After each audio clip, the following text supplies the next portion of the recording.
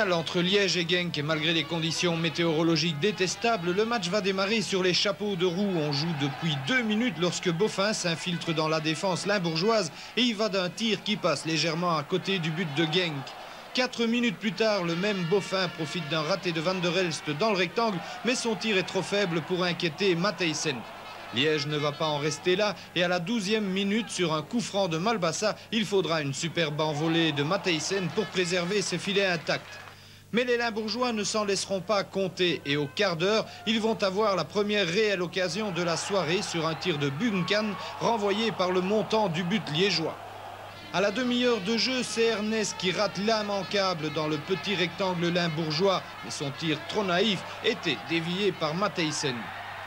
5 minutes plus tard, c'est au tour de Malbassa de voir une belle tête échouer de peu à côté du but. Malbassa, qui à la dernière minute de cette première mi-temps, sur une passe de Wassège, obligera Matthijssen à se mettre une nouvelle fois en évidence. Incontestablement, les Liégeois rataient trop d'occasions et les deux équipes s'en retourneront au vestiaire dos à dos.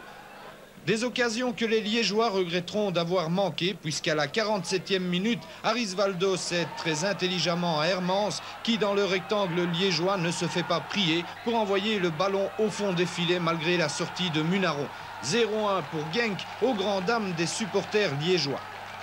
Ce but incitait Wassège à faire appel à Krenčević en remplacement d'un pâle Neyskens jeudi soir. Dès son entrée au jeu, Krenčević cède à Wassège dont le tir oblige Matthijssen à se coucher.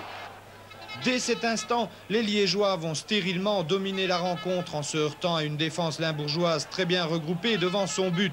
Il faudra dès lors attendre la 78e minute pour voir enfin Liège concrétiser sa domination.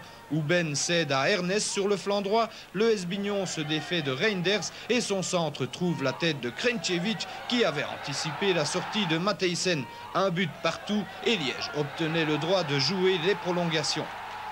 On joue depuis 5 minutes dans la première prolongation. Liège hérite d'un coup franc à l'entrée du rectangle pour une faute sur Houben. Un coup franc transformé victorieusement par Dandim Boffin qui d'un tir au ras du sol surprend Matthijssen pour faire 2-1. Liège prenait une option sur la qualification, d'autant que 5 minutes plus tard, Houben ouvrait très bien pour Boffin sur le flanc gauche. Le centre du petit Limbourgeois trouvait Nema Malbassa étrangement isolé dans le rectangle et le Yougoslave inscrivait le 3e but liégeois de la soirée. Les dés étaient jetés car ce 3e but allait véritablement assommer les joueurs de Genk qui ne parviendront plus au cours des dernières minutes à inquiéter Jackie Munaron si ce n'est à 5 minutes du terme de la 2e prolongation par Simone. Liège se qualifiait pour les quarts de finale mais encore une fois les rouges et bleus ont joué avec les nerfs de leurs supporters.